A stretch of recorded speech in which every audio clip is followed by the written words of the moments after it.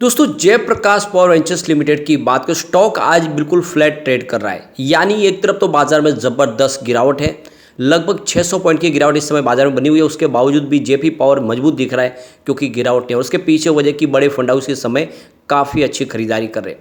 अब ये बाजार में जो गिरावट का माहौल बन रहा है, इसके पीछे वजह क्या और कितना लंबा ये चल सकता है?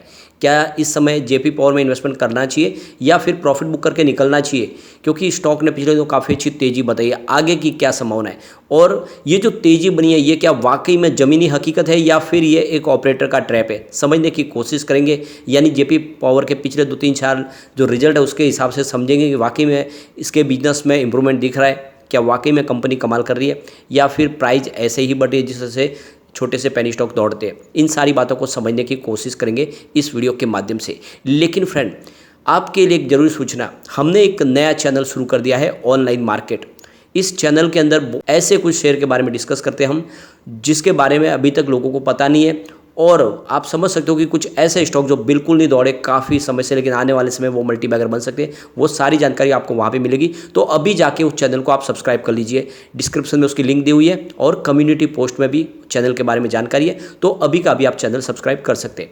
लेकिन फ्रेंड, उससे पहले अगर आप पहली बार हमारे चैनल पर आए तो चैनल को सब्सक्राइब कर दीजिए, एक बेल आइकॉन दबा दीजिए ताकि जब भी नया वीडियो बने पहला नोटिफिकेशन आपको मिले। वीडियो पसंद आए तो लाइक से जरूर कीजिए। चलो फ्रेंड्स, वीडियो स्टार्ट करते हैं। मैं हूँ आपका दोस्त एस.बी. दवे और हमारे अपने चैनल ऑनलाइन कमाई में आपका बहुत बहुत स्वागत है। सबसे पहले बाजार की बात करें, इस समय 2-2:30 बजे का टाइम है। BSE सेंसेक्स 66,202 के स्तर पे, जहाँ पे 598 पॉइंट की भारी गिरावट हो रही है, यानी 0.90% की गिरावट है BSE सेंसेक्स में। वैसे कल भी हमने काफ़ी बड़ी गिरावट देखी है बाजार में और इसके पीछे देख सकते हो कि एफआई की बिकवाली की वजह से माहौल बना हुआ है। आज निफ्टी एनर्जी में भी काफ़ी बड़ी गिरावट है, 27,197 के स्तर पे 242 पॉइंट की गिरावट, यानी 0.88% डाउन है निफ्टी एनर्जी। अब ये जो गिरावट बन रही है इसके पीछे वजह एफआई की बिकवाली। लगातार एफआई बाजार में बिकवाली करे और काफ़ी भारी मात्रा में उनकी बिकवाली हो रही है। कल भी उन्होंने करीब 3,000 करोड़ के आसपास की बिकवाली की है। ये जो सिग्नल निकल के आ रहे कमज़ोर ग्लोबल मार्केट की वजह से, देख सकते हो कि इस बार फेड मीटिंग में हो सकता है कि फिर से इन्फ्लेशन को देखते हुए उसकी रेपो रेट को बढ़ाया जाए और इस सिग्नल ने ही यहाँ पे माहौल निगेटिव बनाया हुआ है। दूसरी तरफ कनाडा और इंडिया के बीच में जो टेंशन शुरू हो गया है, इसका बाजार फिर निगेटिव इफेक्ट देखने को मिला। अब इंडिया ने एक बड़ा डिसीजन लिया है, इन्होंने अपने वीज़ा फैसिलिटीज़ को सस्पेंड कर दिया। अभी कनाडा से जो भी आएगा उनको वीज़ा नहीं मिलेगा, उनको इंडिया में एंट्री नहीं मिलेगी। और इसने भी एक माहौल बिगाड़ा है क्योंकि बहुत सारा इन्वेस्टमेंट है इंडिया में, कनाडा का है। कनाडा पेंशन फंड ने लाख करोड़ के ऊपर का इन्वेस्टमेंट किया हुआ है। इसके अलावा देखें तो बहुत सारी कंपनियों का कनाडा में बिजनेस है, इसकी वजह से भी माहौल निगेटिव बना हुआ है। इसके बावजूद भी जेपी पावर का स्टॉक मजबूत दिख रहा है। आप देख सकते हो स्टॉक की शुरुआत 10.15 पर हुई, शुरुआत फ्लैट हुई, क्लोजिंग देख सकते हो कल की 10.15 के आसपास ही थी। इंट्राडे में 10.50 का हाई भी बनाने स्टॉक ने काफ़ी अच्छा प्रदर्शन किया, लेकिन जो लो है वो 9.85 का, तो सिंगल डिजिट में स्टॉक गया था, लेकिन फिर से स्टॉक ने रिकवरी दिखाई। इस समय 10.15 के आसपास स्टॉक है, यानी जो कल की क्लोजिंग है उसके आसपास ही है, बिल्कुल फ्लैट है। और आप देखो इतने भारी गिरावट के बाजार में भी स्टॉक मजबूत दिख रहा है। वॉल्यूम काफ़ी अच्छा है। पिछले एक महीने पहले इसका 32 करोड़ का वॉल्यूम था, 9 करोड़ की डीले उठाई गई थी। 1 वीक पहले 45 करोड़ का वॉल्यूम होता है, 11 करोड़ की डीले उठाई गई थी। और देख सकते हो कल 29 करोड़ का वॉल्यूम था, 8 करोड़ की डीले उठाई गई थी। और आज भी लगभग 2 बजे के पहले 22 करोड़ का वॉल्यूम हो चुका है। पूरे बाजार में वॉल्यूम के मामले में नंबर 1 पे है जेपी पावर, तो काफ़ी शानदार तरीके से यहाँ पे बड़े फंड हाउस की खरीदारी हो रही है। नंबर 2 पे सुजलॉन एनर्जी है और तीसरे नंबर पर साउथ इंडियन बैंक है। तो कुल मिला के देख सकते हो कि प्रॉफिट बुकिंग की वजह से थोड़ा सा आपको दबाव दिखाई देगा। 5.15 52 वीक का लो है, लेकिन जो हाई है वो 10.80। और आप देख ही सकते हो आज भी स्टॉक ने लगभग जो स्तर बताया हाई का वो काफ़ी शानदार है, 10.50 तक। तो बिल्कुल स्टॉक अपने ऊपरी लेवल के आसपास है।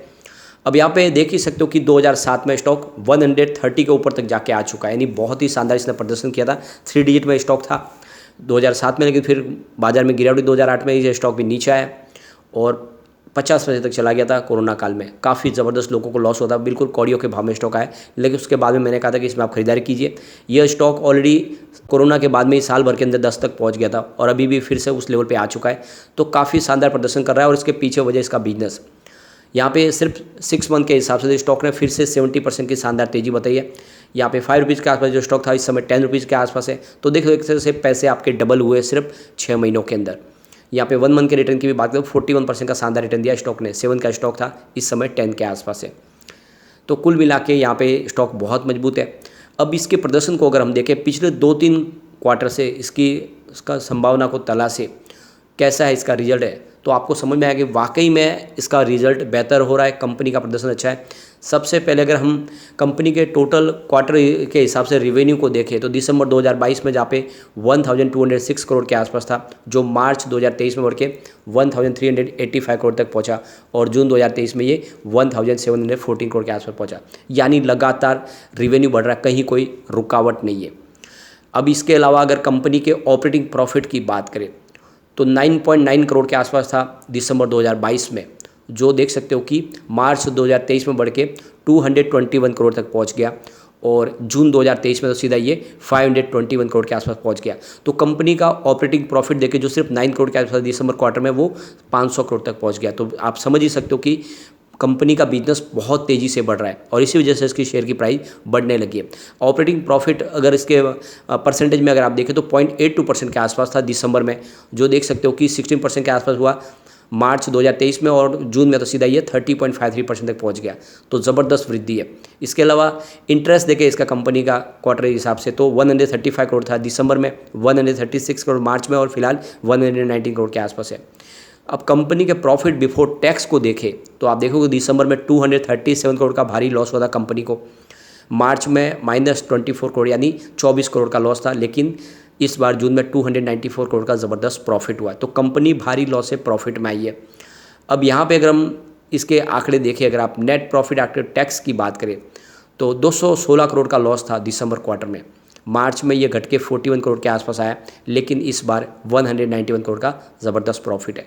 तो ये आंकड़े छीक छीक के इशारा कर रही है कि कंपनी का बिजनेस बहुत तेज़ी से शानदार तरीके से बढ़ रहा है। इसका EPS भी देखें तो देख सकते हो कि 0.02 माइनस था दिसंबर में और मार्च में आपको कोई भी यहाँ पे 0 दिखाई देगा, लेकिन इस बार 0.02 प्लस है।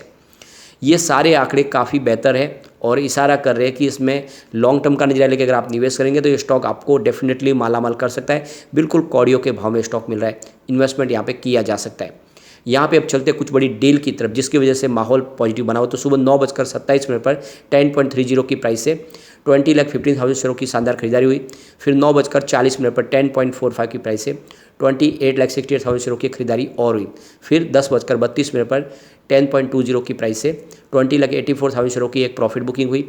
उसके बाद 11:08 पर 10.25 की प्राइस से 21,71,000 शेयरों की फिर से एक बड़ी खरीदारी हुई। फिर 11:41 पर 10.10 की प्राइस से 26,66,000 शेयरों की ज़बरदस्त खरीदारी हुई। फिर 12:09 पर 10 की प्राइस से 30,83,000 शेयरों की ज़बरदस्त खरीदारी हुई। उसके बाद 1:20 पे 10.05 की प्राइस से 20,37,000 शेयरों की एक ज़बरदस्त खरीदारी और हुई। तो आप क्लियरली समझ ही सकते हो कि भले ही बाजार में भयंकर गिरावट का दौर जारी है, बाजार में एक तरह से देखें तो माहौल बहुत नेगेटिव बना हुआ है, सभी इंडेक्स के अंदर गिरावट है, उसके बावजूद भी JP पावर में आज जो बड़ी फंड का उसकी जो बिक वाली वो सिर्फ एक है, उसके सामने बड़े फंड हाउस की बहुत ज़बरदस्त खरीदारी है। तो अगर बाजार ने साथ दिया तो ये स्टॉक रॉकेट की गति से दौड़ सकता है। ऐसे में लॉन्ग टर्म इन्वेस्टर के लिए काफ़ी अच्छा मौका है, आपको JP पावर में खरीदारी करनी चाहिए। एक बार इसके पिवट लेवल को चेक कर लेते हैं तो यहाँ से अगर गिरावट और होती है तो 9.82 का फर्स्ट सपोर्ट है। ये सपोर्ट टूटा तो स्टॉक आपको 9.48 तक जाता हुआ दिखाई देगा और ज़्यादा गिरावट हुई तो 9.12 तक जा सकता है, यानी गिरावट में 9 तक जा सकता है। पॉजिटिव माहौल बना तो आप देखो कि 10.52 का फर्स्ट रेजिस्टेंस है, जिसके आसपास आज स्टॉक जाके आए। सेकंड रेजिस्टेंस का 10.88 का है, जो एक नई हाई बन जाएगी, बिल्कुल 52 वीक का नया हाई बनेगा और इसको पार करते स्टॉक आपको 11.22 तक जाता हुआ दिखाई देगा, यानी स्टॉक तेज़ी से आगे बढ़ने को तैयार है। 2 डिजिट में जब से स्टॉक गया मजबूत लग रहा है, ऐसे में डरने की बात नहीं, लेकिन फिर भी बाजार में बहुत ज़बरदस्त सिग्नल वीक है। ऐसे में अगर गिरावट एक तरफा होती है तो ये स्टॉक भी नीचे आ सकता है। तो अगर आप शॉर्ट टर्म इन्वेस्टर और आपको अच्छा खासा प्रॉफिट मिला, अगर आप 6-7 रुपये के आसपास खरीदारी किए तो प्रॉफिट बुक एक बार कर सकते हैं, लॉन्ग टर्म इन्वेस्टर बने रहे। लेकिन फ्रेंड, कोई भी इन्वेस्टमेंट करने से पहले अपने फाइनेंशियल एडवाइजर से बड़े ले ले या अपना खुद का रिसर्च करें, क्योंकि मैंने वीडियो आपके एजुकेशनल पर्पज़ के लिए ही बनाई। वीडियो पसंद आए तो लाइक से जो कीजिए और चैनल को सब्सक्राइब कर दीजिए। Thank you friend.